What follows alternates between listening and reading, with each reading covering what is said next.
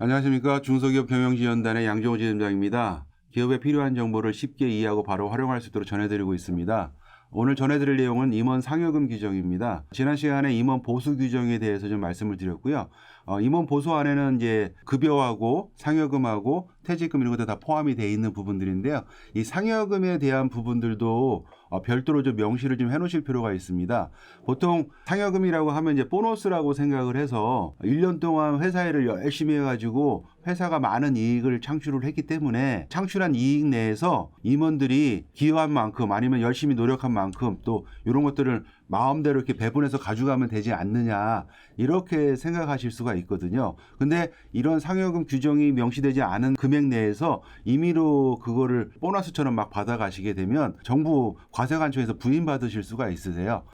부인받는다는 얘기는 보통 이렇게 상여나 급여 같은 걸 나가게 되면 비용처리를 통해서 법인세를 줄이게 되고 이런 일들이 발생하지 않습니까? 그런데 부인당한다는 얘기는 비용 처리화를 시키지 못한다는 얘기고 그러면 과세가 일어난다는 얘기거든요.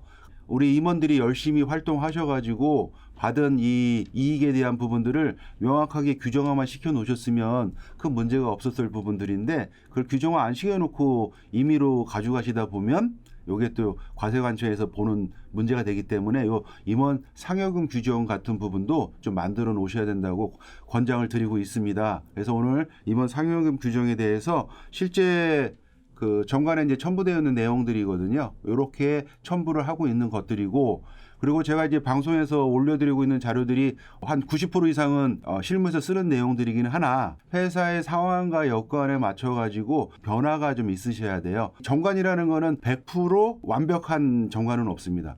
왜 100% 완벽한 정관이 없다는 얘기는 회사마다 회사에 맞는 정관을 운영하셔야 된다는 뜻이거든요. 예, 그런 관점으로 이번 시간 좀 보시기 바랍니다. 그래서 임원 상여금 규정에서 목적은 임원 상여금 지급에 관한 사항을 정함을 목적으로 합니다. 적용 범위는 임원 보수와도 같은데요. 대표이사, 이사, 감사에 정한다. 이분들은 등기부상 등재되어 있는 이사 및 감사를 말한다. 그 다음에 이분들이 아니고 임원에 준하는 대우를 받더라도 실무적으로는 이제 부장 일을 하시면서 호칭상으로 보면 상무님, 이사님 하면서 호칭상으로 임원을 받는 분도 계세요. 이런 분들에 대해서는 별도의 계약, 그분들은 연봉계약서나 근로계약서를 별도로 작성하실 겁니다. 그러면 그거에 준해서 상여금이 지급이 된다라고 명시를 하는 부분이고요.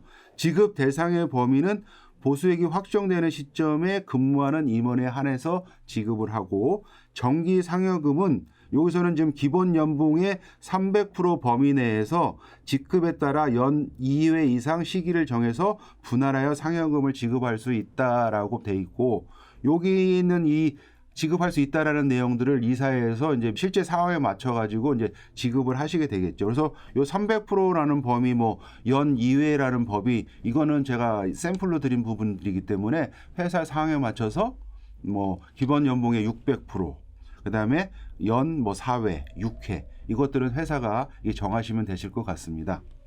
그 다음에 성과상여금입니다. 성과상여금은 전년도 순이익의 50% 범위 내에서 성과에 따라 해당 임원에게 성과상여금을 지급할 수가 있다. 이거는 이사의 결의에 의한다. 그래서 성과상여금은 표현 자체가 지급할 수 있다 하기 때문에요. 회사 상황에 맞춰서 지급을 안 하셔도 되실 수가 있습니다. 그래서 성과상여금의 확정 시기는 그 이사회 승인이 가결된 난으로 확정된 걸로 본다. 해서 이사회 승인이 난 날로 보면 될 것 같습니다. 성과상여금의 지급 시기는 확정된 날로부터 3개월 이내에 지급을 하여야 한다. 요 조항이 들어가시고요. 이 규정은 주주총회 결의에 의해서만 개폐가 가능하다라는 부분들을 갖다가 상여금 규정 내에 이렇게 명시하시면 될 것 같습니다.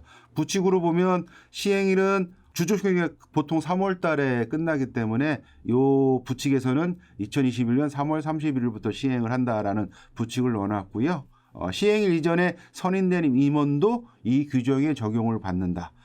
적용 시기는 이 규정의 시행일 이전의 근속기간에 대해서도 소급해서 적용한다라는 이 부칙을 넣어서 임원 상여금 규정을 좀 집어넣은 겁니다. 그래서 이 임원 상여금 규정에 대한 지급에 대한 규정들을 이렇게 좀 명시를 해놓으시면 세법상으로 좀 문제가 없이 회사에 지급할 수 있는데 이 부분도 첫 번째 임원 보수에서 언급되었던 내용대로 형평성의 문제, 또 다른 기업과 동종 업계에서 지급되는 상여금에 대한 문제, 이런 것들도 같이 고려를 하셔서 좀 책정을 하실 필요가 있습니다. 그렇지 않으면 과세 관점에서 부인받을 수 있다, 이렇게 보고 있습니다. 그래서 이런 임원 상여금 규정에 대한 부분도 저희 중소기업 경영지원단 전문가들과 함께 의논하시면 회사에 도움이 되시리라 믿습니다.